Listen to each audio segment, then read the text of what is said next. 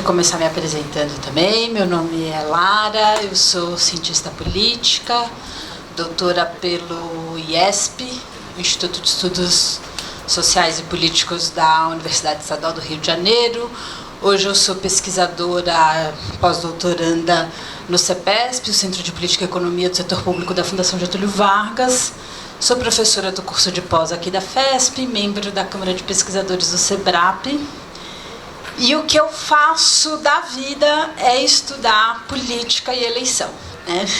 Eu estudo basicamente competição eleitoral, mais recentemente sistemas eleitorais e reforma política. A Tati deu uma aula incrível, apresentou aqui vários referenciais teóricos. Eu vou fazer uma aula um pouco menos acadêmica, talvez, porque eu vou trazer menos referenciais teóricos para vocês e eu espero contar com a colaboração de vocês para a conversa funcionar um pouquinho melhor aqui. Então, eu quero começar problematizando essa ideia de reforma política. O que é reforma política para vocês? Aqui todo mundo ou é jornalista ou é estudante de jornalismo. Então, vocês vão... Ou vocês já ouvem falar, ou vocês vão ouvir falar muito, sobretudo quem for cobrir política e economia. Vocês não têm nenhuma ideia do que, quando vocês ouvem no jornal, leem o que significa a reforma política? Não vem nada à cabeça de vocês? É um branco assim, total? Jura? Nada? A gente estava falando até 2 semanas atrás sobre reforma política. O Congresso vai aprovar, o presidente vai sancionar. Bom, então vamos lá.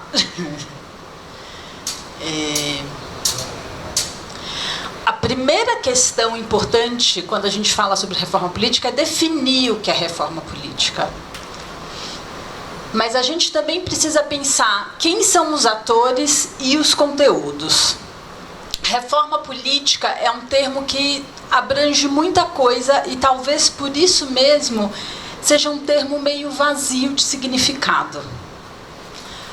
Geralmente, no período mais recente, quando a gente fala de reforma política, a gente está falando de mudança das regras eleitorais. Sejam regras de financiamento, seja sobre o sistema eleitoral, a conta que eu faço para definir quem vai ser eleito, quem não vai ser eleito, ou quem pode ter acesso a recurso público. Mas reforma política é um termo muito mais amplo do que isso.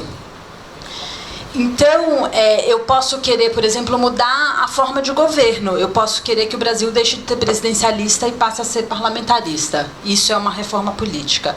Eu posso querer mudar a regra como são indicados os ministros do Supremo.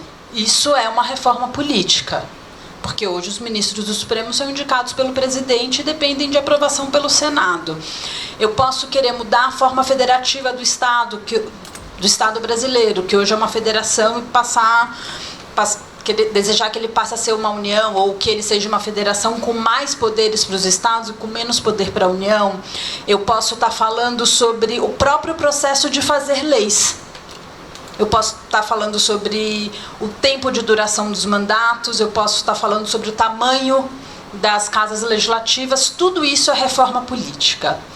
Então, quando alguém chega e fala assim, eu sou a favor da reforma política. Bom, mas qual, né?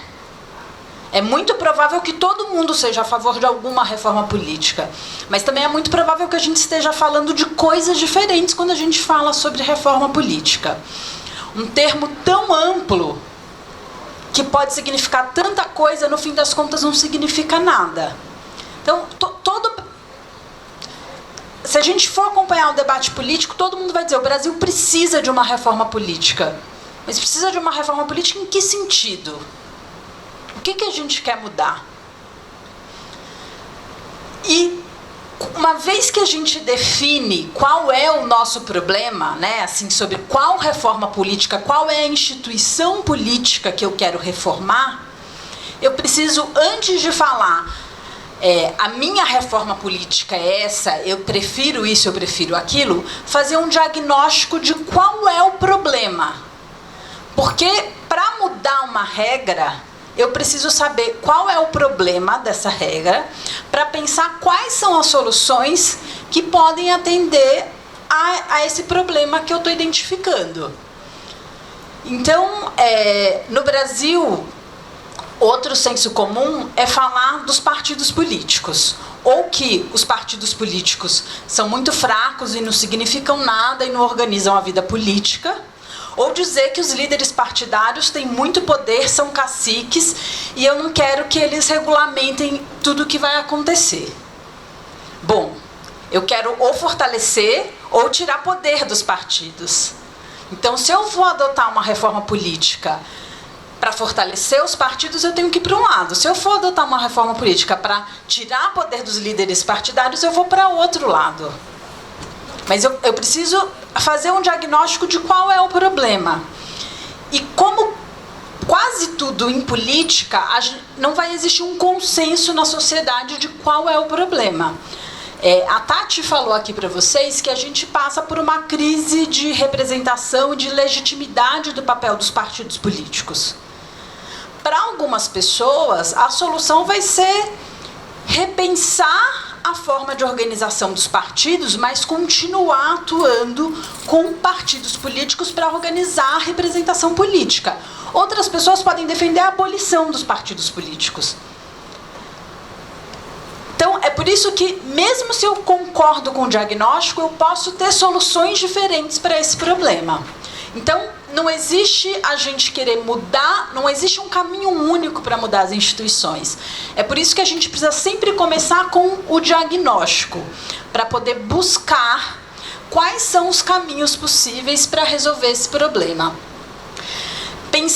Feito o diagnóstico, eu preciso pensar em que direção eu quero ir.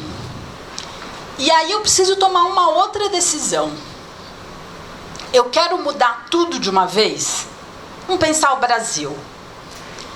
O Brasil não tem a menor condição, né? 38 partidos, mensalão, lava-jato. Olha só, o partido do presidente, gente. Quinta-feira, 3 listas para decidir quem é o líder do partido do presidente. O negócio é uma bagunça. O Congresso não faz o que o presidente quer. Então, vamos passar uma borracha, apagar tudo e começar tudo do zero. Vamos fundar a democracia brasileira de novo.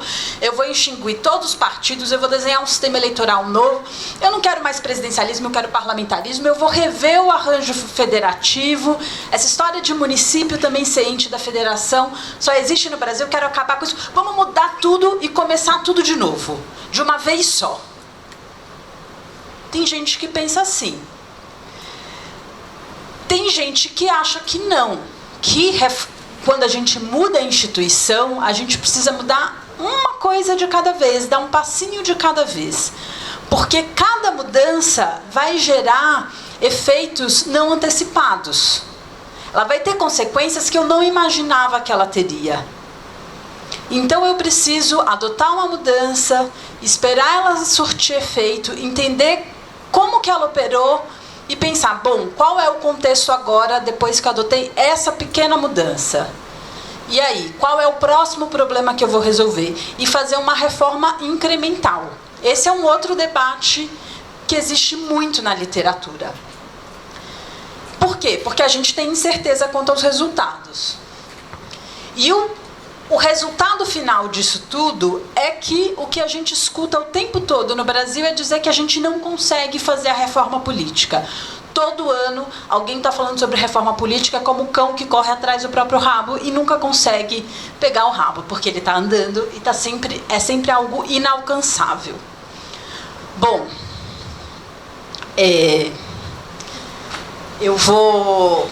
deixa eu tentar. Então, eu vou falar um pouco sobre a minha perspectiva de reforma política, e aí vocês vão colocando os papéis, vão se posicionando e a gente vai discutindo. A primeira coisa que eu queria dizer para vocês é que é mentira que a gente não faz reforma política no Brasil. Reformas relacionadas a regras eleitorais de maneira bem ampla acontecem a cada 2 anos no Brasil. A gente teve, desde a promulgação da Constituição de 1988, Em ano par tem eleição, exceto 89, que a gente teve eleição para presidente. Então a gente teve eleição para presidente em 89 e para governadores em 90. Aí 91 tem reforma política, 93 tem reforma política, 95, 97, 99, 2001, 2003, 2005, 2007, 2011, 2013, 2015, 2017 e em 2019 nós tivemos reforma política. Todos esses anos, alguma regra que regulamenta as eleições foram mudadas. Todos. A gente tem, talvez, 2 grandes momentos emblemáticos. 1995, com a aprovação da Lei dos Partidos Políticos, e 1997, com a aprovação da Lei das Eleições. Pode ser que eu esteja trocando, que a Lei das Eleições seja de 95, a dos partidos seja de 97. Mas essas 2 legislações são muito importantes, por quê? Até então, se aprovava uma lei para regulamentar cada eleição. E essa lei não era exatamente igual à lei anterior. Então, por isso você tinha mudança de regra a cada eleição, porque não existia uma legislação mínima. E em 1995 e 1997, é aprovada uma lei estável para regulamentar as eleições e para regulamentar a atuação dos partidos políticos. Depois a gente tem 2 outras reformas bastante importantes, que são as de 2015 e 2017, que por uma razão que eu não consigo entender, se resolveu chamar de mini reforma eleitoral, que aconteceu em 2015 e 2017, mas como eu espero mostrar para vocês, não foram mini reformas eleitorais, foram reformas eleitorais bastante estruturais, embora elas não tenham um efeito imediato. Mas vamos voltar aqui e pensar quem são os atores que têm interesse quando a gente fala em reforma política. Bom, a sociedade civil tem interesse, nós. Porque reforma política vai afetar a forma como nós somos governados. Vai afetar a forma como são eleitos os nossos representantes. O poder legislativo, que é quem precisa aprovar a legislação. E assim, junto com o Poder Executivo, quem vai sofrer o efeito direto. E também o Poder Judiciário, porque a gente pode fazer uma reforma política que afete o Poder Judiciário.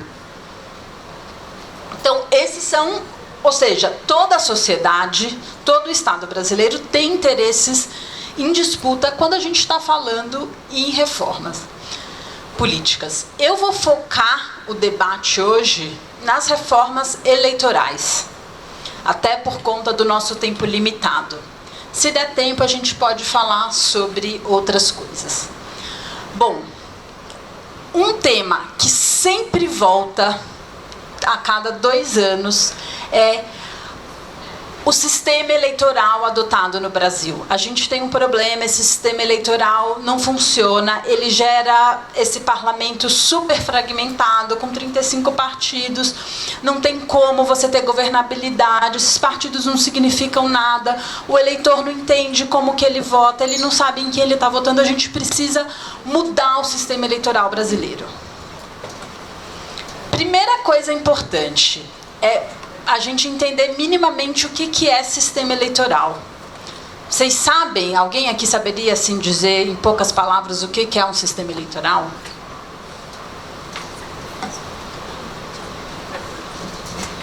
Bom, a Tati não vale. Eu sempre gosto de dizer que sistema eleitoral é a forma como a gente conta os votos, para saber quem vai ser a pessoa eleita. E existem formas diferentes de contar. Existem várias formas diferentes de contar. De grosso modo, existem 2 famílias de sistemas eleitorais. Os sistemas eleitorais proporcionais e os sistemas eleitorais majoritários.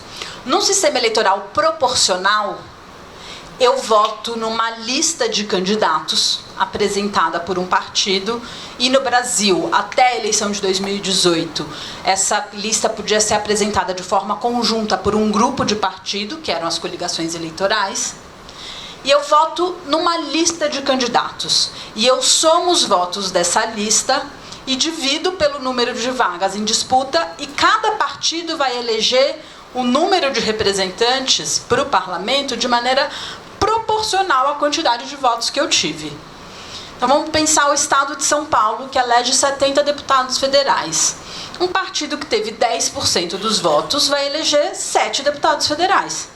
O partido que teve 30% dos votos vai eleger 21 deputados federais, ou uma coligação. Tudo bem? Fácil, né? Não tem muito mistério aqui. Esse sistema proporcional, ele tem duas variações, a lista aberta e a lista fechada. A lista fechada é uma lista em que os candidatos vêm pré-ordenados. A gente vota na lista de candidatos e a ordem que os candidatos aparecem nessa lista importa. Os dirigentes partidários, antes da eleição, ordenam. Então, isso quer dizer que se o primeiro nome é a Maria, o segundo é o João e o terceiro é o Luiz, se o partido só tiver direito a eleger um representante, vai ser a Maria, porque ela está no primeiro lugar na lista. Se ele tiver direito a eleger 5, vão ser os 5 nomes que aparecem primeiro nessa lista. Por isso, a ordem da lista importa.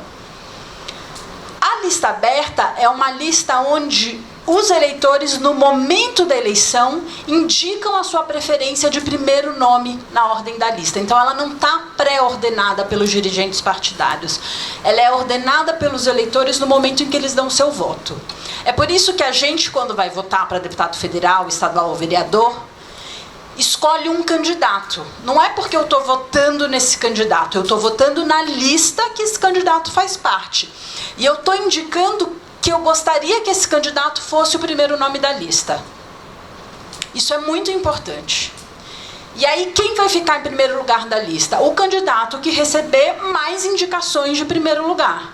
Quem vai ficar em segundo lugar nessa lista? O segundo candidato que receber mais indicações e assim sucessivamente. Então, eu ordeno a lista pelas indicações de preferências que nós, eleitores, demos no dia da eleição. E aí eu vou ver quantas cadeiras esse partido, essa coligação tem direito. 5. Quem vão ser os 5 eleitos? Os 5 que receberam mais indicações de preferência. Mas quando eu dei o meu voto, eu estou votando só naquele candidato que apareceu lá na urna para mim? Não, eu estou votando na lista. Eu só estou indicando quem eu gostaria que ficasse em primeiro lugar. Por isso, o sistema proporcional é sempre um sistema de voto em lista, mesmo que você escolha um candidato.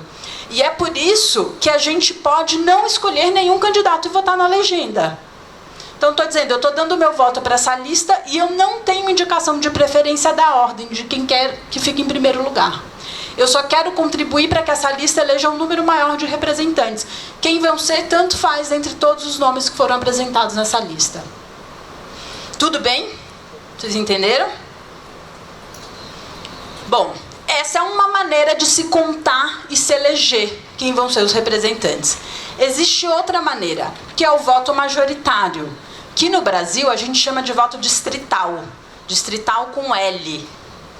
É importante porque também no Brasil tem um outro sistema meio maluco aí que eles chamam de distritão, com uma OTIL.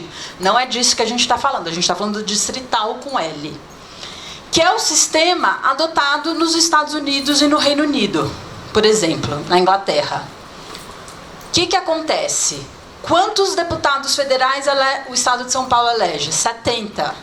O que eu vou fazer? Eu vou dividir o Estado de São Paulo em 70 subunidades, 70 recortes territoriais. Cada um desses estados, desses recortes territoriais, vai eleger um deputado federal. Quem vai ser eleito? Quem teve mais voto. O que é importante? Esses recortes territoriais, essas subunidades do Estado de São Paulo, precisam ter o mesmo número de eleitores e precisam ser contíguas no espaço. Eu não posso querer desenhar um distrito que tem um pedacinho em Botucatu, um pedacinho em Santos e um pedacinho na região metropolitana de São Paulo. Ele tem que estar junto territorialmente.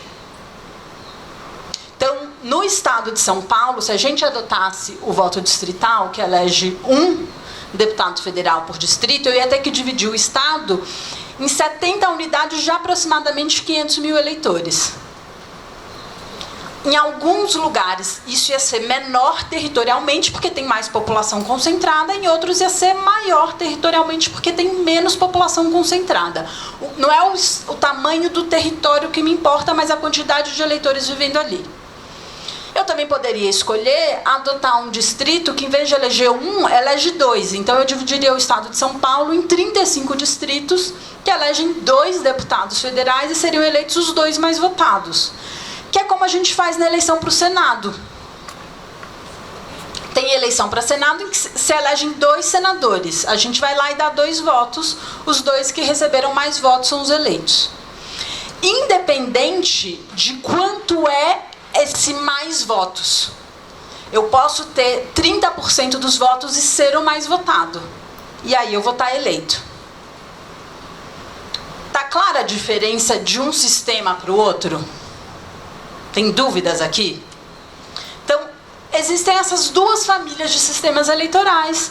E existe o que a gente chama de distrital misto, que é uma combinação do sistema proporcional com o voto majoritário. Esses sistemas distrital misto é um nome que se adotou no Brasil.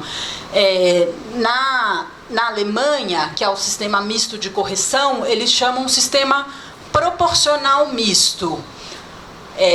Na Escócia, ele recebe o nome como sistema de membro adicional, mas é sempre essa combinação de uma regra majoritária com uma regra proporcional. Eu divido. Na Alemanha, o que acontece? Eu começo a eleição com um parlamento que vai eleger 600 deputados.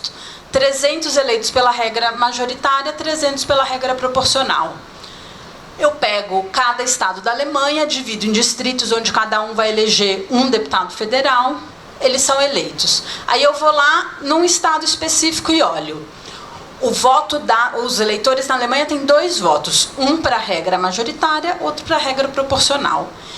Eles chamam de sistema proporcional de correção porque o que conta é o voto proporcional. Então eu vou no estado e olho. A SDU teve quantos por cento dos votos proporcionais? Ela teve 30% dos votos proporcionais. 30% é dar direito à SDU a eleger quantos deputados? 3. Quantos deputados a SDU já ganhou pela regra majoritária? Ganhou 2. Então ela só vai fazer mais um pela regra proporcional. Não, mas pela regra majoritária ela já ganhou 4.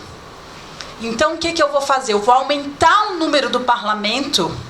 Por isso que é um sistema proporcional de correção. Esse parlamento que começou com 600 deputados, agora vai ter que ter 601, porque a SDU ganhou uma cadeira que ela não devia.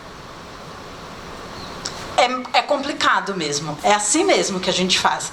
E eu gasto uma aula de 2 horas para explicar isso. Só estou contando para vocês que existe isso. Além do sistema misto de correção, que é adotado na Alemanha e na Escócia, sobretudo, existe um sistema misto de sobreposição. Quando se fala no Brasil em vamos mudar o nosso sistema eleitoral para adotar um sistema misto, a gente está falando de um sistema de sobreposição. O Brasil elege 513 deputados federais. O estado de São Paulo elege quantos? 70. 35 eleitos pela regra majoritária, 35 pela regra proporcional. Um sistema completamente independente do outro. Acabou. Você dá um voto para majoritário, outro voto para proporcional. Feito, acabou, uma coisa não interage na outra, que é muito diferente do sistema alemão. Então, quando alguém fala assim, vamos fazer uma reforma política para adotar o sistema alemão no Brasil, aí a primeira coisa que eu falo é, não existe no Congresso brasileiro nenhum projeto de lei que proponha o sistema alemão. Todos os projetos de lei que existem no Congresso brasileiro propõem um sistema que simplesmente combinam as 2 regras, mas não onde uma regra corrige a desproporcionalidade gerada pela representação partidária pela outra regra, onde a regra proporcional corrige a desproporcionalidade da representação partidária que você encontra nas eleições dos representantes pela regra majoritária, porque é isso. Não existe essa proposta de lei. Então, não, a gente não está discutindo no Brasil a adoção do sistema alemão, a gente está discutindo a adoção de um sistema novo, que não é nem o adotado na Escócia, nem o adotado na Alemanha. Ele é parecido, mas ele é outra coisa. Bom, mas a pergunta é, por que eu vou mudar o sistema eleitoral brasileiro? Qual é o ganho que eu tenho com isso?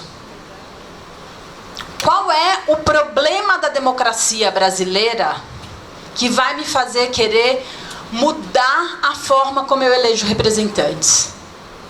Vocês veem algum problema na democracia brasileira hoje que faria com que vocês quisessem mudar as regras? Ou a democracia brasileira é perfeita, a gente não precisa melhorar nada?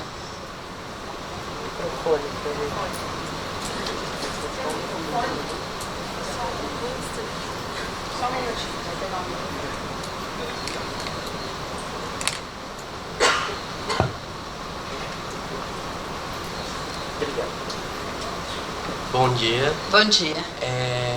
Eu vejo a concentração de votos em um candidato como uma das causas que seria uma mudança na regra. Exemplo, temos em São Paulo uma pessoa que tem 1 milhão de votos e acaba tirando às vezes uma vaga de um candidato do interior por conta disso. Então, essa mudança na representação poderia causar uma reforma política. Eu não sei se segue nessa linha. Desculpa, qual é o seu nome? Vitor. Vitor. Mais alguém? Então vamos lá, o Vitor está dizendo: uma pessoa ter muito voto é um problema e eu gostaria de mudar, adotar um sistema eleitoral que não me permitisse que uma pessoa tivesse muitos votos, tivesse 1 milhão de votos. Bom, tá bom. E qual é o sistema eleitoral que você acha que poderia resolver esse problema? O distrital. O distrital? Por que o distrital poderia resolver esse problema? Porque você conseguiria equilibrar a representação por cada região do estado e assim promover uma chance maior de benefício aos eleitores. Mas você acha que hoje a gente não tem representantes espalhados por todo o território do estado? Não. Qual é a região do estado que não tem representantes? Então, onde eu moro no interior, próximo de Jundiaí. Nas últimas eleições, acabamos que ficamos sem um deputado estadual. Então, a sua cidade, você está dizendo? Não, a região. O conglomerado urbano. O conglomerado urbano, que inclui a região de Jundiaí, não elegeu nenhum deputado estadual. Não que vai estar atuando especificamente por lá. E eu acho que é isso que falta na representação brasileira.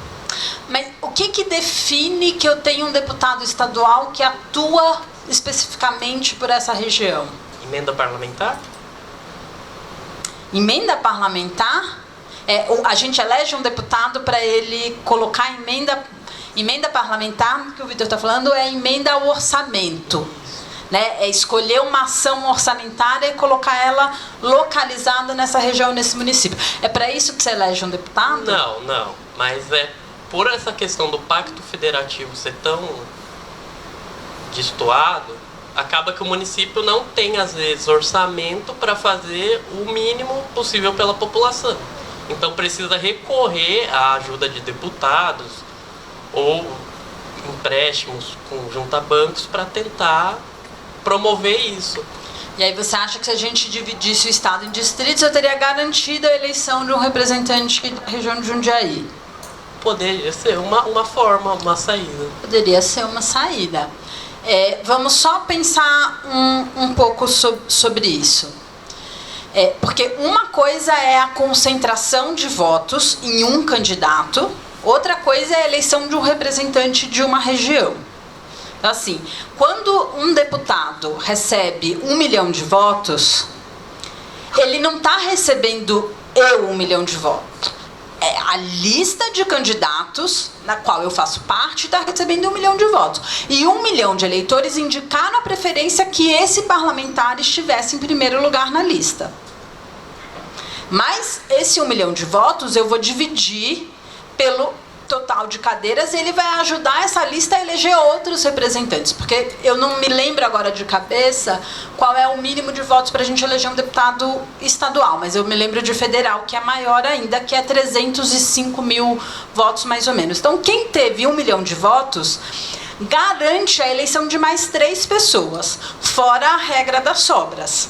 Então, com 1 milhão de votos, não são para mim, são para a lista. Só os votos que me indicaram como primeiro lugar na lista vão garantir a minha eleição e a de mais 2.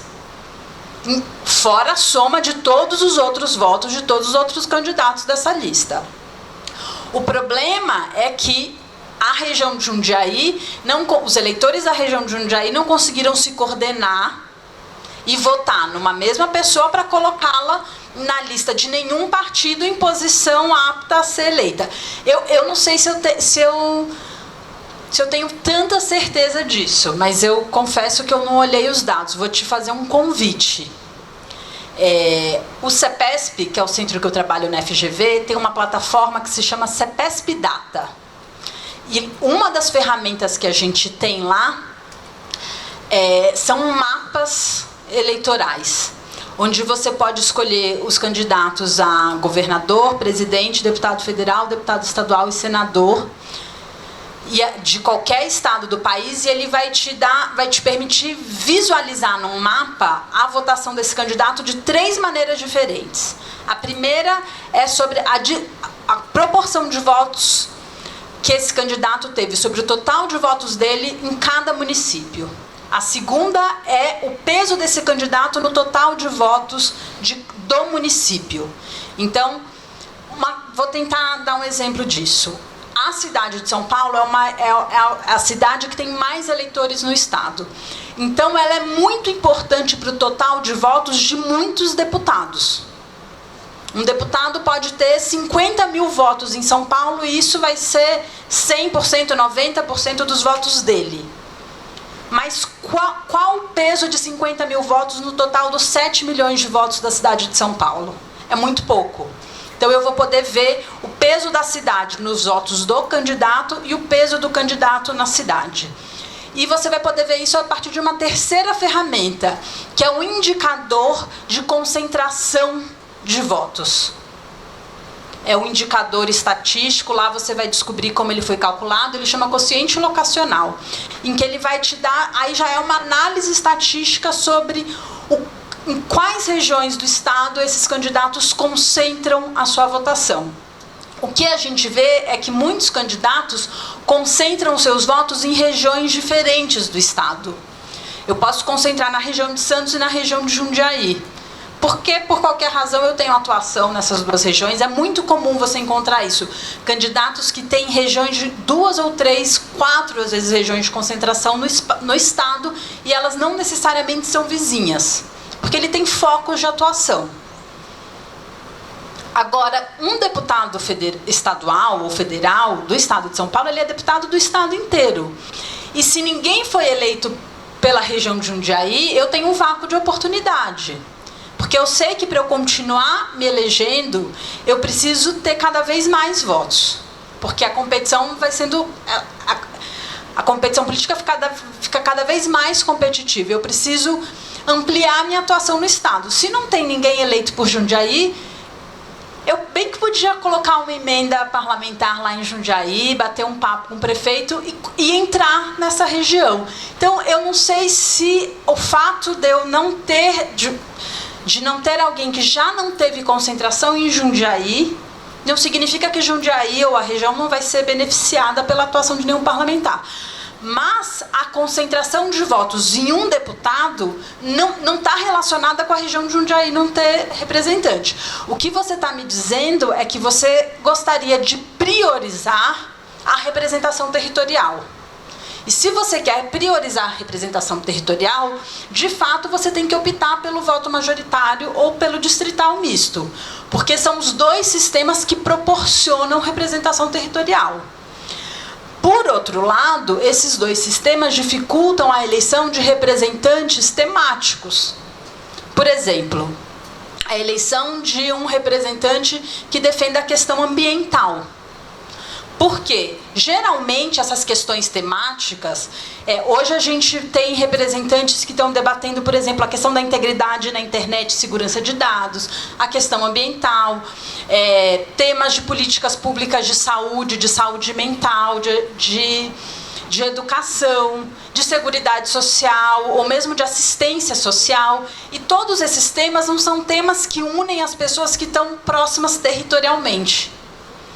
Se eu não tenho um conjunto de pessoas grande o suficiente para formar a maioria em um distrito que defendam o mesmo tema, eu não consigo levar para o parlamento representantes temáticos. Vou dar um exemplo disso para vocês. Na Alemanha, o Partido Verde só consegue eleger um representante pela regra distrital, que é no distrito hipster de Berlim.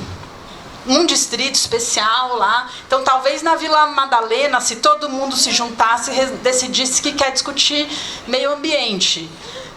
Ou se houvesse uma coordenação de que é a única chance. Então, a gente precisa sempre pensar nisso. Todos os sistemas têm um ponto positivo e têm um ponto negativo. Mas se para você o mais importante é a representação territorial, e é legítimo que seja, quando você for discutir reforma eleitoral, você tem que defender um desses dois sistemas. Você só tem que ter consciência dos problemas que esses sistemas trazem. E aí, a gente precisaria fazer uma aula só sobre o sistema eleitoral para eu poder apresentar os prós e contras de cada sistema. Mas por isso que eu falo que é importante a gente fazer um diagnóstico. Porque eu preciso saber qual é o problema que eu quero resolver para saber qual é o sistema que eu quero adotar. Um outro contra-efeito desses sistemas, eles aumentam o poder dos partidos. Porque no sistema brasileiro hoje, a gente continua só podendo eleger representantes que estão filiados a um partido. Isso aconteceu agora no Reino Unido. Vou dar um exemplo para vocês. Estava sendo votado, está sendo discutido a saída do Reino Unido da União Europeia, da Inglaterra da União Europeia. Vocês sabem disso? É o Brexit. Dentre as várias... Depois que o Boris Johnson assumiu, o partido dele tinha uma maioria por um voto. Aí, um deputado do partido dele estava contrário a uma decisão que ele tomou, que era de fechar o parlamento, e votou contrário a isso. Com isso, o partido falou: nós não vamos te dar a legenda para a próxima eleição, porque você votou contra o interesse do partido que está no governo. Pronto, você não pode mais competir eleitoralmente na próxima eleição, porque você não está mais filiado ao nosso partido. E ele era do Partido Conservador. Ele não tem... a ideologia dele é muito diferente do Partido Trabalhista. E o Partido Trabalhista já tem um candidato naquele distrito. Ele não vai abrir mão do candidato dele para colocar um conservador. Ele pode tentar em outros partidos. Tem os liberais-democratas, tem os verdes... Mas os liberais-democratas têm que abrir mão do candidato deles que está lá, construindo uma reputação, atuando ao longo de muitos anos naquele distrito para dar vez ao outro. Aí vai acontecer uma disputa política ali, mas o mais provável é que nenhum partido dê legenda a ele. E a vida política dele acabou.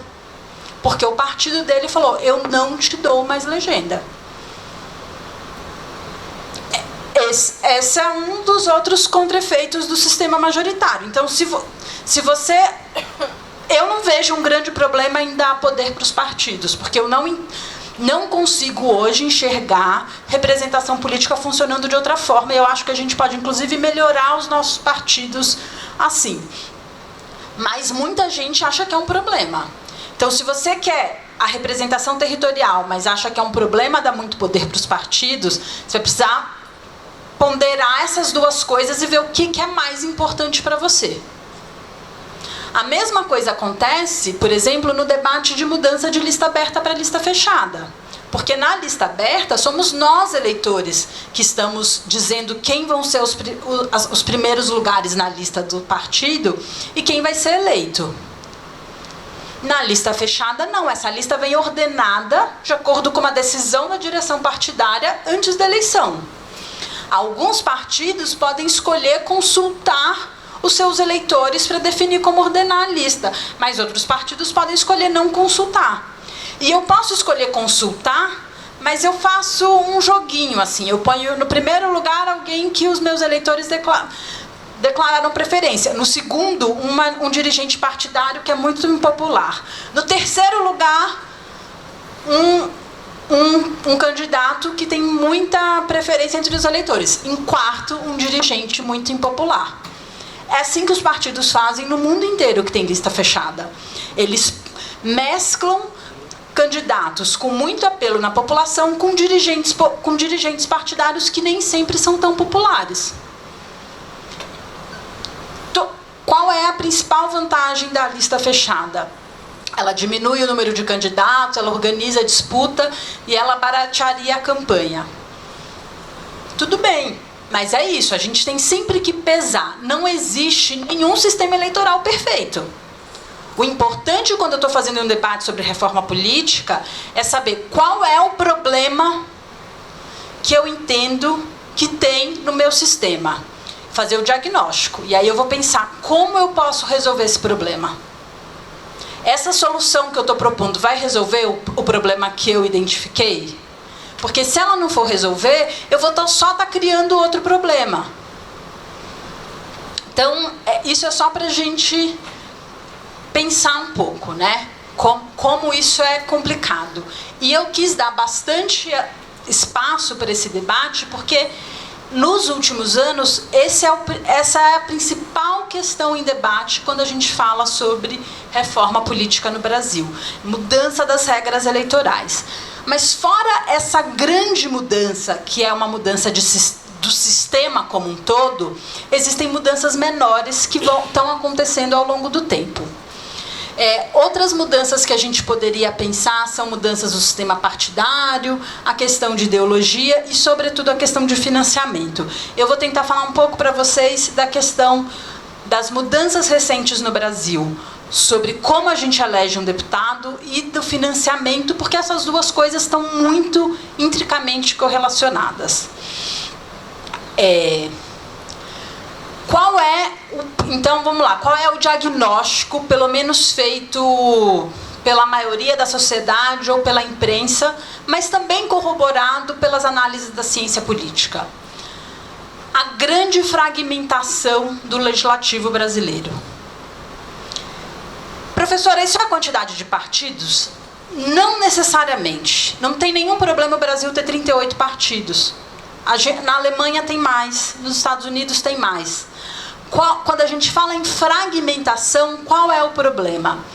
O problema é o tamanho do maior partido na Câmara dos Deputados. Quem sabe qual é o tamanho do maior partido na Câmara dos Deputados hoje?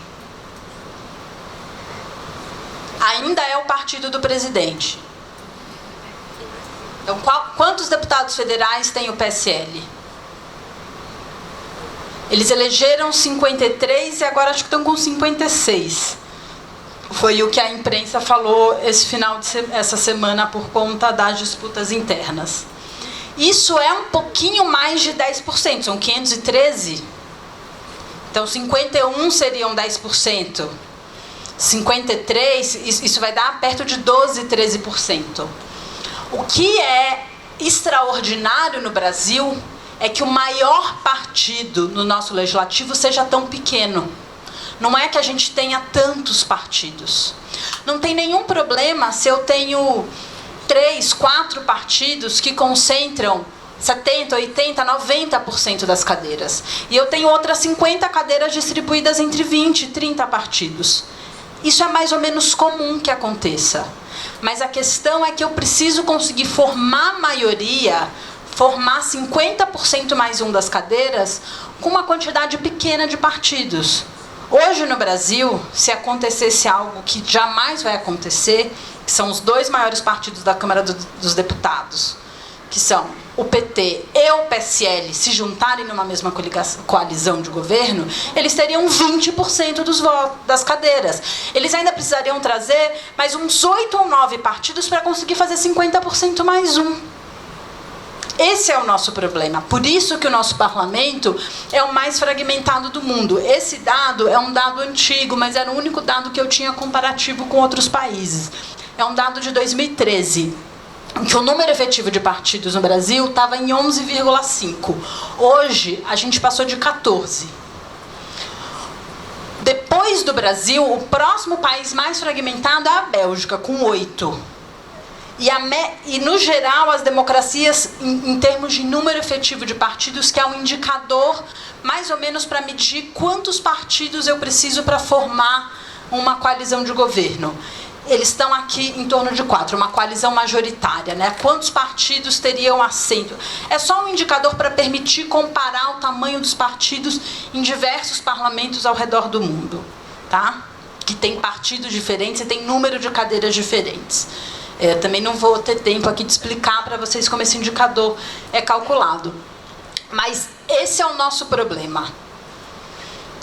O maior partido no parlamento brasileiro é muito pequeno. Como que eu posso resolver esse problema? Que reforma política eu posso adotar para resolver esse problema? O que eu posso dizer para vocês é que os nossos parlamentares estão há muito tempo preocupados com isso. Em 1997, quando foi aprovada a Lei dos Partidos Políticos, eles criaram uma cláusula lá, que dizia que só vai ter acesso a recurso público que financia o funcionamento dos partidos, recurso público para fazer campanha eleitoral e cadeira no parlamento, os partidos que tiverem um desempenho eleitoral mínimo. E desempenho eleitoral medido pelo desempenho na disputa para a Câmara dos Deputados. Isso é o que a gente chama na ciência política de cláusula de barreira. Ou seja, você precisa superar uma barreira para ter acesso ao parlamento e aos recursos públicos. Essa cláusula de barreira é adotada em todos os países que usam a representação proporcional. Em 1997, os parlamentares brasileiros propuseram adotar a mesma cláusula que a Alemanha adota, que é de 5%. Ou seja, o partido precisaria ter o apoio de 5% dos votos válidos, espalhados por todo o território brasileiro, na eleição para deputado federal, para poder eleger um representante e ter acesso a recurso público. Fundo partidário, hoje o Fundo Especial de Financiamento de Campanha, tempo na TV. Tudo bem? Bom, e o que eles fizeram? Essa medida entra em vigor na eleição de 2006.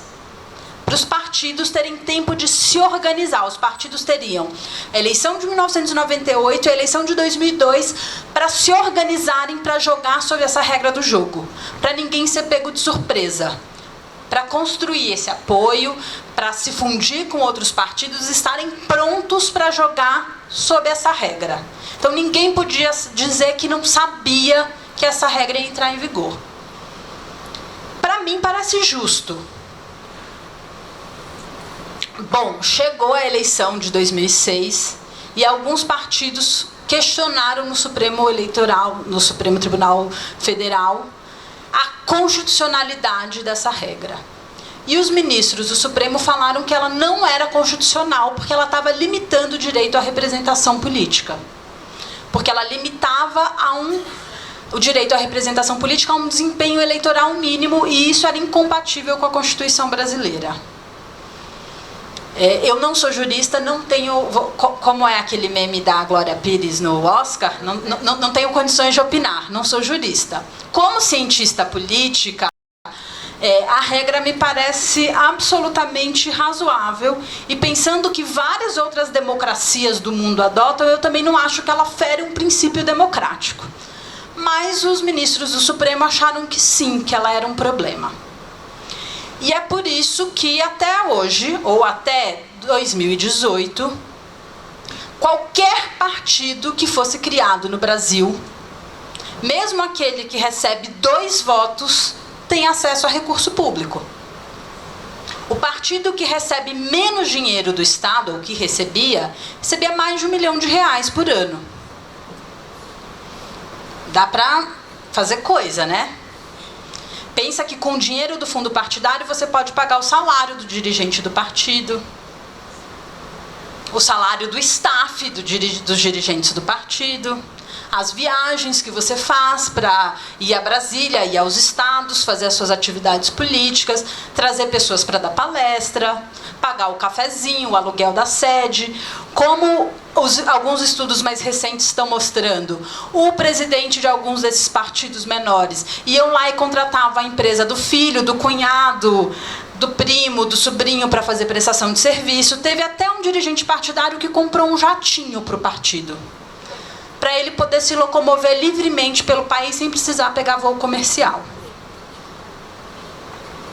Quantos votos esses partidos têm para que eles tenham acesso a esse volume de recursos?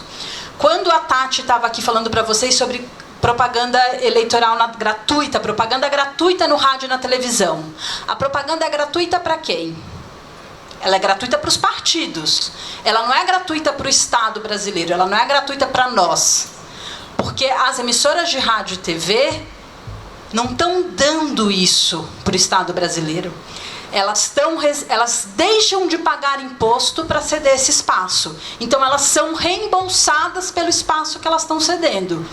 E o Estado está pagando na medida que ele deixa de arrecadar o imposto a que ele tinha direito. E nós, cidadãos, estamos pagando porque esse dinheiro que o Estado arrecadaria seria revertido em benefício de todos nós na prestação de serviços. Em compra de ambulância, em financiamento do ensino técnico, em pavimentação de rodovias, seja lá como for. Então, ela não é gratuita para nós, ela não é gratuita para o Estado. E aí você está dizendo que um partido que tem 0,001% dos votos do país tem direito a acessar esse recurso público. Aí lá na TV, todo semestre, em cadeia nacional, e fazer propaganda partidária. Agora, em 2017, a propaganda partidária foi extinta.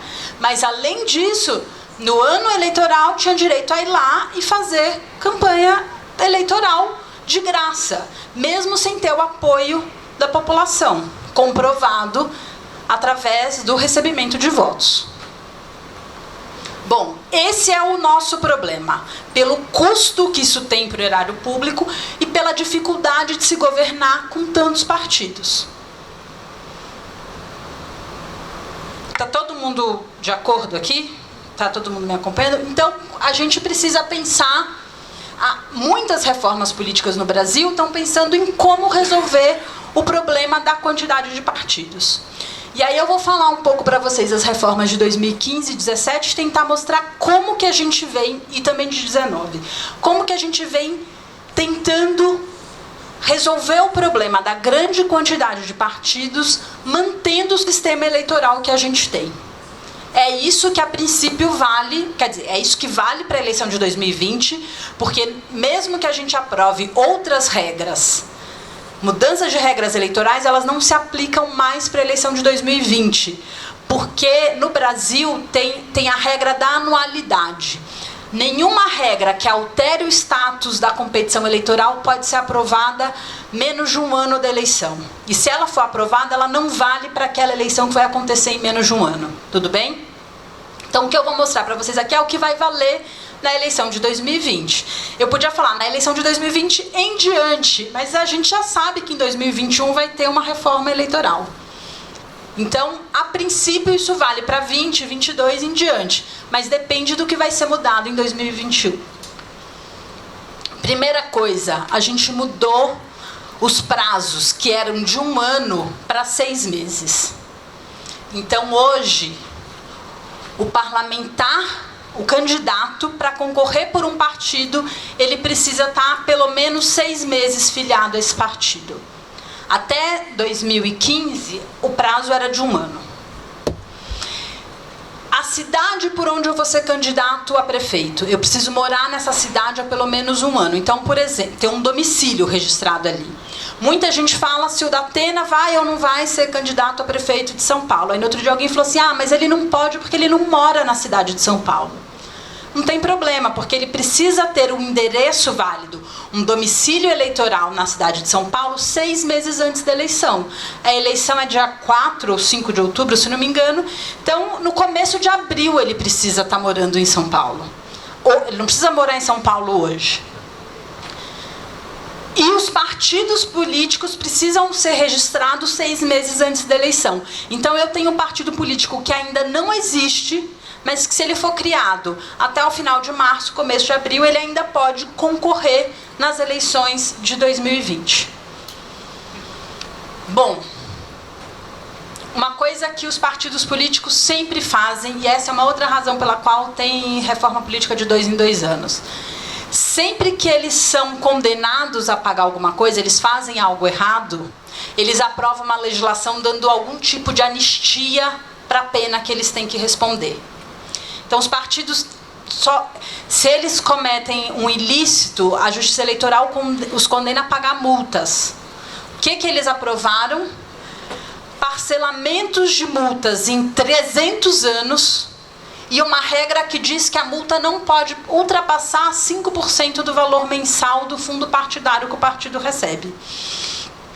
Então, se o partido tem um faturamento de R$100 mil, ele não pode pagar mais de R$5 mil por mês de multa para a Justiça Eleitoral. Ah, mas você foi multado em R$1 milhão. Pega R$1 milhão, divide por parcelas de R$5 mil e é isso aí que eu vou pagar por mês. Mas isso vai demorar 20 anos. Problema. Esse ano a gente viu isso. Os partidos estavam sendo processados pela Justiça Eleitoral por não terem repassado para as mulheres 30% do fundo de campanha e não terem dado espaço, 30% do espaço de TV para candidaturas femininas, não só do fundo partidário, como também estavam sendo condenados por questões anteriores, de quando a gente ainda tinha a propaganda partidária, que é aquela que acontece fora do período eleitoral, que também exigia que uma parte do tempo fosse destinada à promoção da participação de mulheres na política. E os partidos não davam a quantidade de tempo mínimo exigida pela Justiça Eleitoral. O que eles fizeram? Aprovaram uma anistia, dizendo que os partidos não precisavam mais ser penalizados por isso. O que estava em discussão esse ano? Que se um partido é condenado, por exemplo, por lavagem de dinheiro, por Caixa 2, quem responde é o dirigente partidário, não é o partido. Então, o partido nunca deixa de receber o recurso público, mesmo se ele foi condenado, porque a responsabilidade é do dirigente e não do partido como um todo. Outra coisa, no Brasil, candidaturas avulsas continuam vedadas. A Justiça já definiu isso, a Constituição não permite. Candidatura avulsa é o quê? Um candidato concorrer sem estar filiado a nenhum partido político. A gente vai precisar mudar a Constituição se a gente quiser permitir isso no sistema brasileiro, e isso ainda não existe. E foi criado o Fundo Especial de Financiamento de Campanha na Reforma Política de 2017. Por quê? Porque em 2015, o Supremo Tribunal Federal considerou que é inconstitucional que pessoas jurídicas, que firmas, companhias, empresas, doem recursos para campanhas eleitorais. Na eleição de 2016, qual era o recurso disponível para se fazer campanha eleitoral? O recurso do fundo partidário, que então girava em torno de R$800 milhões, algo assim. Que era muito menos do que os partidos tinham capacidade de arrecadar junto com as empresas. Então, em 2017, eles fizeram uma legislação prevendo que, além do fundo partidário, a gente ia ter um segundo fundo, que é o Fundo Especial de Financiamento de Campanhas. Como que esse fundo vai ser distribuído entre os partidos? O fundo partidário, ele é distribuído de maneira proporcional à quantidade de deputados federais que cada partido elegeu na eleição anterior. Então, em 2018, o partido que elegeu mais representantes como resultado da eleição, no caso era o PT, vai receber a maior fatia do fundo eleitoral. O segundo partido que elegeu mais representantes, o PSL, vai receber a segunda maior fatia. Esse Fundo Especial de Financiamento de Campanha, além do tamanho dos partidos na Câmara dos Deputados, considera também o tamanho dos partidos no Senado. É uma inovação, mas está aqui. E ele diz que 30% do que cada partido receber deve ser destinado a candidaturas femininas. O que a Rede fez na eleição de 2018? Deu os 30% dela para a candidatura da Marina, que era candidata a presidente. Falou, pronto, eu destinei 30% do meu fundo partidário a uma candidatura feminina. E é isso aí. Tem partido que destinou para candidatas a deputadas federais, senadoras, mas também candidatas a vice-governadoras, candidatas a vice-presidentes, mas isso está dentro do que a legislação permite. Bom, mas agora a gente vai chegar no que de fato tenta resolver aquele problema que eu falei antes, que é a quantidade de partidos no nosso parlamento.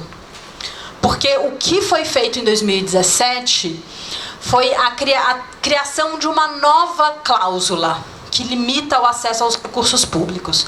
Mas agora essa não é uma cláusula de barreira, porque ela não impede que o partido eleja um representante. Ela é uma cláusula de desempenho porque ela impede que o partido acesse aos recursos públicos. E assim como a cláusula anterior, ela também prevê uma implementação gradual. Só que essa implementação, ela já começou a valer na eleição de 2018, só que ela vai crescendo gradualmente. Então, para ter acesso aos recursos do fundo partidário, a partir de março de 2019, e para ter acesso à propaganda na TV na campanha do ano que vem, os partidos precisaram, em 2018, ter no mínimo 1,5% dos votos válidos para deputado federal no Brasil, com no mínimo 1% dos votos de 9 estados diferentes. Ou, alternativamente, terem eleitos no mínimo 9 deputados federais por 9 estados diferentes. Os 38 partidos que disputaram a eleição cumpriram essa cláusula? Não. O PCdoB elegeu 9 deputados, mas por 8 estados diferentes. E não teve 1,5% com no mínimo 1% por 9 estados diferentes. O PCdoB não tem acesso a esses recursos, não recebe fundo partidário em 2019 e não vai ter direito à propaganda na TV na eleição de 2020. O que ainda está sob disputa é se esses partidos vão ter direito ou não ao fundo partidário, ao Fundo Especial de Financiamento de Campanha, desculpa. E aí, essa é uma decisão que a Justiça vai ter que tomar, eu não tenho condições de opinar. Como que vai ser em 2022? A partir de 2022. Então, vamos lá. 2019, 2020, 2021 e 2022. Só tem acesso a fundo partidário e tempo de TV os partidos que tiveram esse desempenho mínimo em 2018. 2023, 2024, 2025 e 2026, para ter acesso aos recursos, os partidos vão ter que ter pelo menos 2% dos votos válidos nacionais para deputado federal, com mínimo 1,5% em 9 estados diferentes. Então, 1,5% dos votos válidos de 9 estados, que pode ser São Paulo, pode ser o Acre, pode ser qualquer 9 estados. Ou, alternativamente, elegerem 11 deputados federais distribuídos por 9 estados. Você precisa cumprir ou um critério ou outro, ou os dois, tudo bem. Em 2018, todos os partidos cumpriram os 2 critérios. Mas a legislação diz que é ou um ou outro. A partir de 2026 vão ser 2,5% dos votos válidos, com pelo menos 2% dos votos em 9 estados, ou alternativamente eleger 13 deputados federais distribuídos por 9 estados, que é 1/3 das unidades da federação. E de 2030 em diante, 3% dos votos válidos, com pelo menos 2,5% em 9 estados diferentes, ou elegerem 15 deputados federais por 9 estados diferentes. Esse é um desempenho mínimo que os partidos devem ter para acessar os recursos públicos. Essa cláusula, com a proibição das coligações nas disputas proporcionais, ou seja, para deputado federal, deputado estadual e vereador, a partir da eleição de 2020, nos dá uma expectativa de diminuir a quantidade de partidos no parlamento. Ou, refraseando, de fazer com que os maiores partidos sejam maiores. Por quê? Porque as coligações ajudavam os partidos pequenos a eleger deputados federais em estados onde eles não eram tão fortes. Então, elas poderiam ajudar os partidos a cumprir não a regra dos votos, mas a regra da quantidade de eleitos. Não existe mais essa possibilidade, a menos que alguma coisa seja mudada em 2021 ou 2023 ou daí por diante. E se o meu partido não cumpre a cláusula de desempenho, ele não tem recurso público. Se ele não tem recurso público, como que eu vou fazer campanha? E não é só como eu vou fazer campanha, é como que eu vou exercer a minha atividade política. Porque para o político que não tem mandato, o recurso partidário é importante para ele poder viajar dentro do Estado, ir para diferentes regiões, ir para Brasília fazer articulação. O partido não vai ter mais dinheiro para financiar essas atividades. E não vai ter o recurso para a campanha eleitoral. O que a legislação também diz? Que os deputados que forem eleitos por partidos que não cumpriram essa regra podem mudar de partido sem perder o mandato, em direção a um partido que cumpriu a regra. Então, o que a gente espera? Que os partidos que não cumpriram a regra percam os seus deputados e eles migrem para os partidos que cumpriram a regra. E como essa regra vai ficando mais difícil, a expectativa nas simulações que a gente fez, que tem pouquíssimo valor. Por quê? Porque quando a regra muda, muda a maneira como nós, eleitores, votamos e muda a maneira como os dirigentes partidários organizam a campanha, tá? Então, mas essa simulação ajuda a dar uma ideia do potencial da mudança, né? Da regra. Ela não quer dizer que vai ser desse jeito, mas essas simulações indicam que a gente vai cair para partidos com representantes no parlamento em torno de 14 ou 15 em 2030. Ou seja, menos da metade do que a gente tem hoje. E isso não quer dizer que todos esses 14 ou 15 vão ter representantes na mesma magnitude, na mesma proporção. Como a gente viu no slide anterior, a distribuição dos recursos é proporcional ao tamanho da bancada dos partidos no parlamento. Então, se eu vou sair, o meu partido não cumpriu a cláusula e eu vou mudar de partido, eu tendo a querer ir para um partido que tem mais recursos. Eu não vou para um outro partido pequenininho. Sei lá, seria a minha maneira de pensar.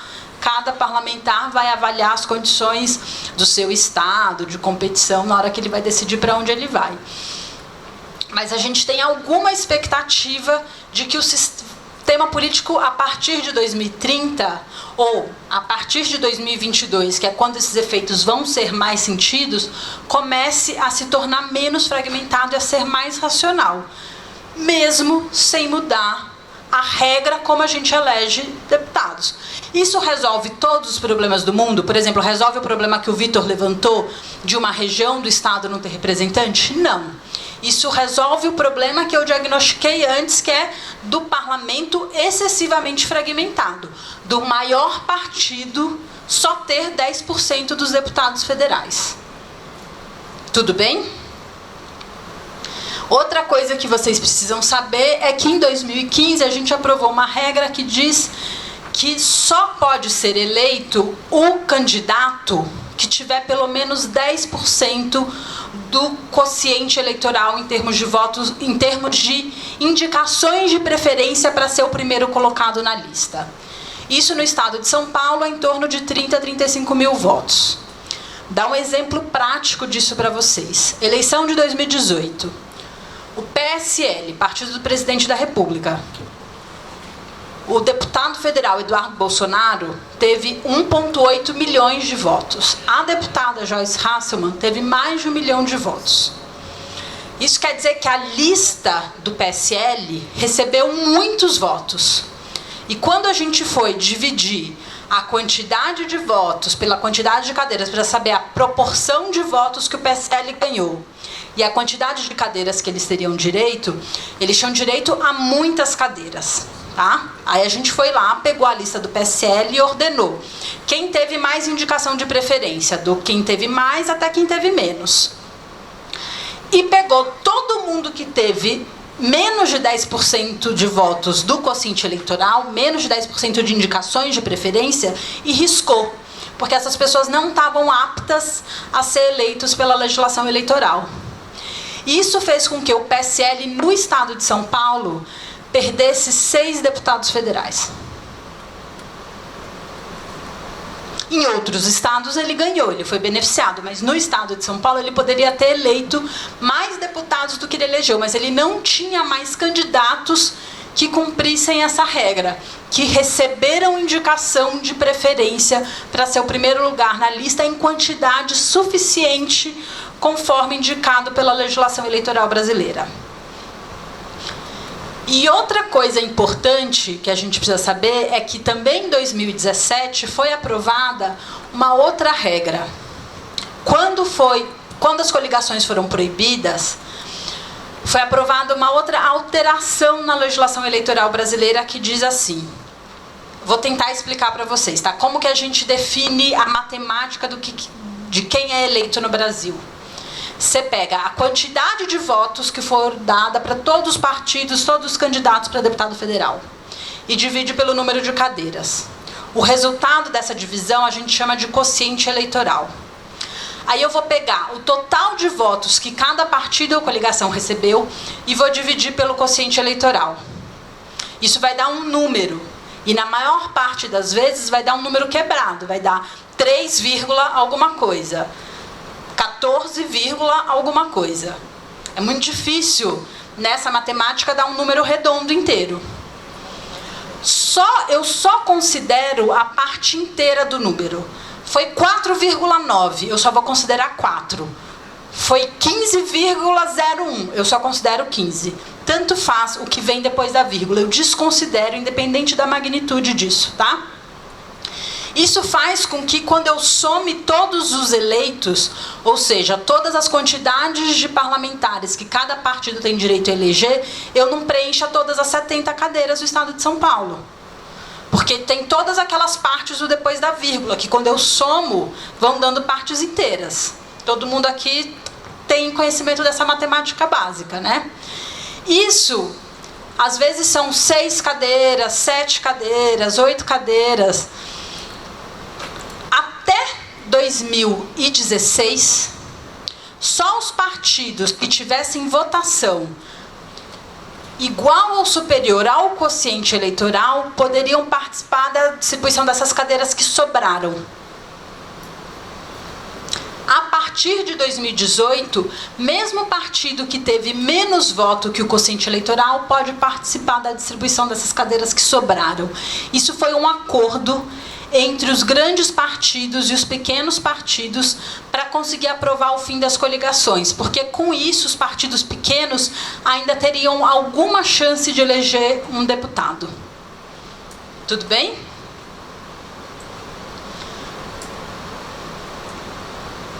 Bom, e aí vem a questão do financiamento.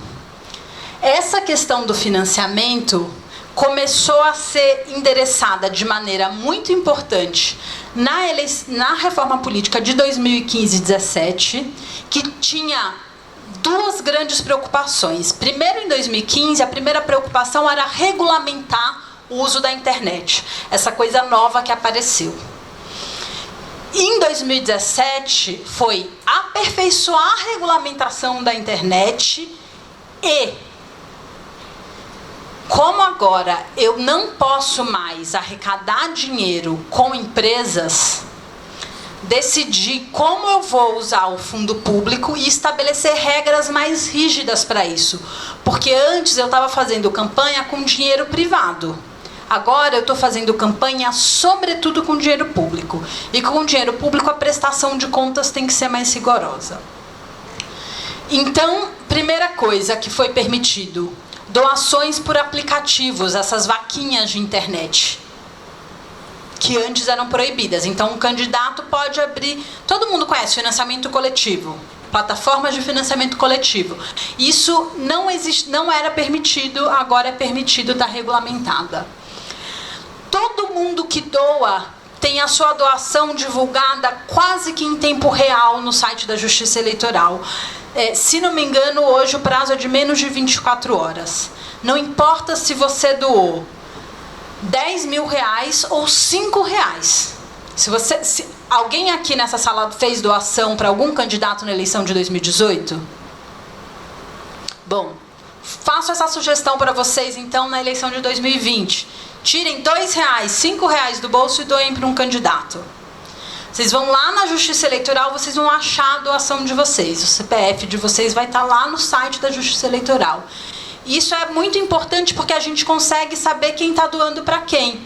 Por exemplo, a gente consegue saber que a dona da Magazine Luiza doou para várias candidatas mulheres, porque ela tem uma agenda de empoderar as mulheres na política.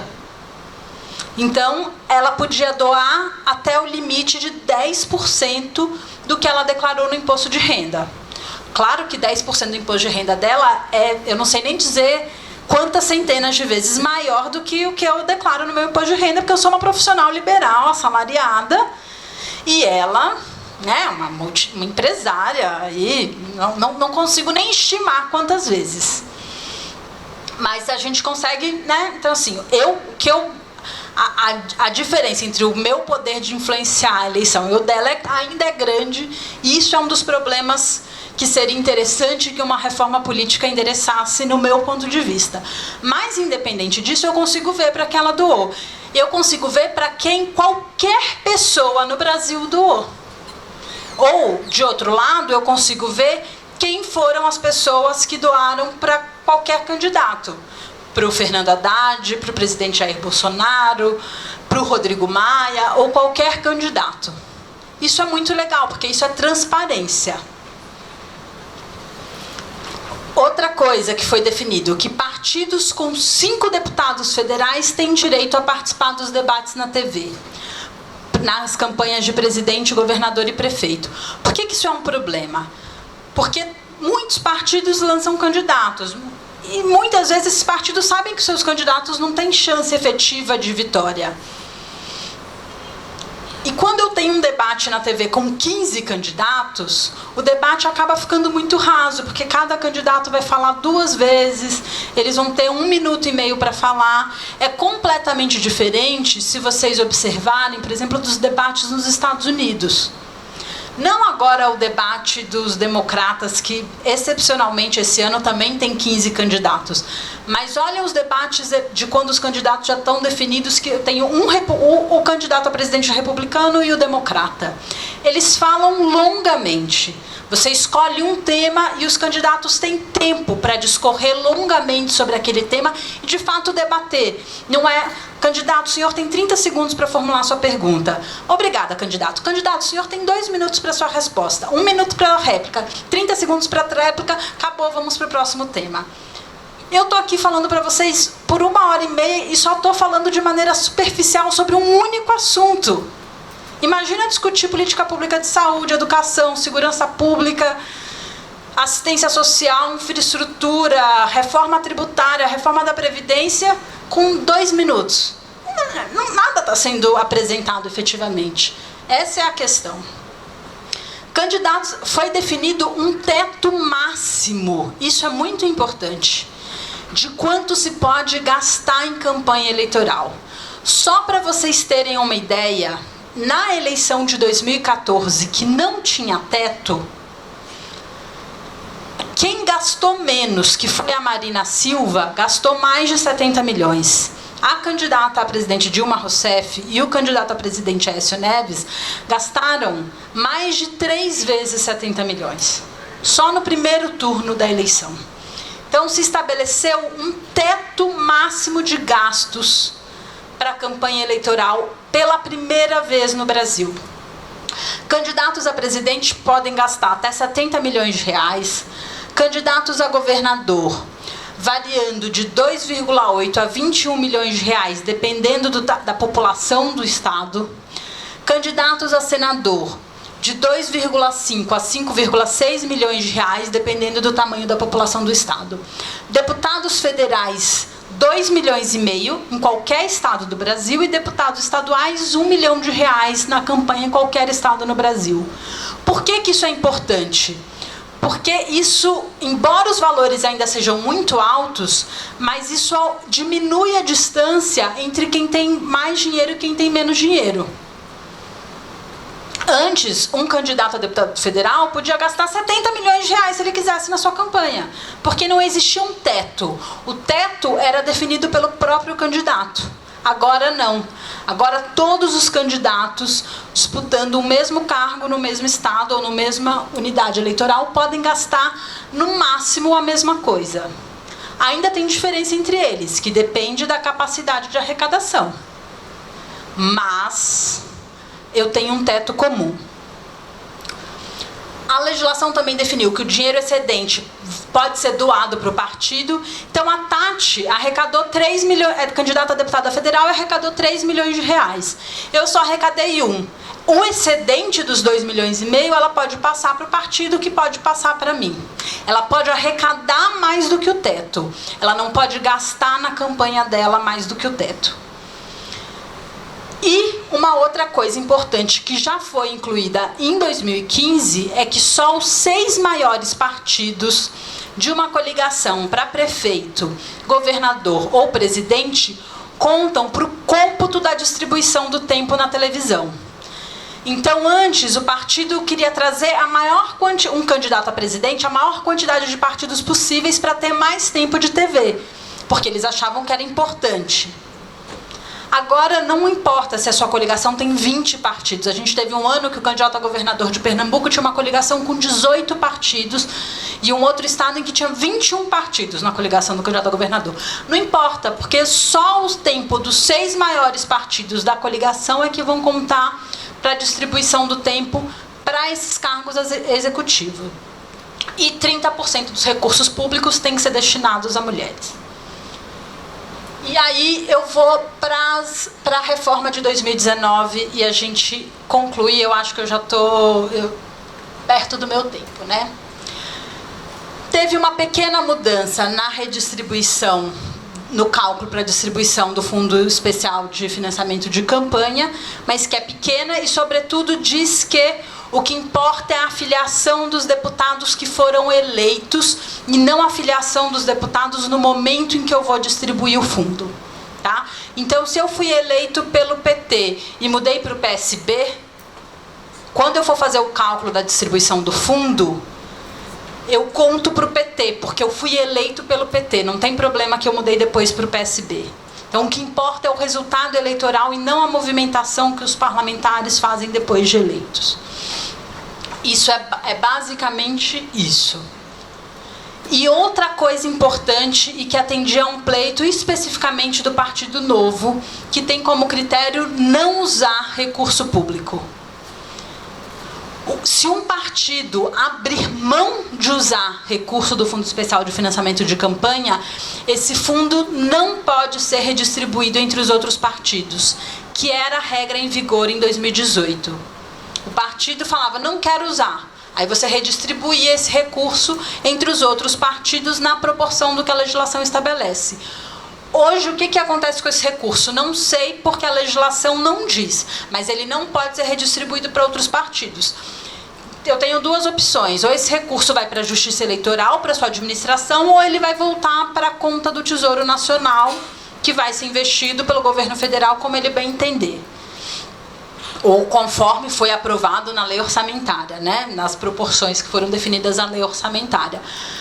Mas ele não pode ser redistribuído entre os demais partidos. E outra coisa muito, muito, muito importante que foi aprovada em 2019. Pessoas físicas só podem doar para partidos até 10% do que elas declararam no imposto de renda. E os candidatos têm um valor máximo que eles podem gastar com as suas campanhas eleitorais.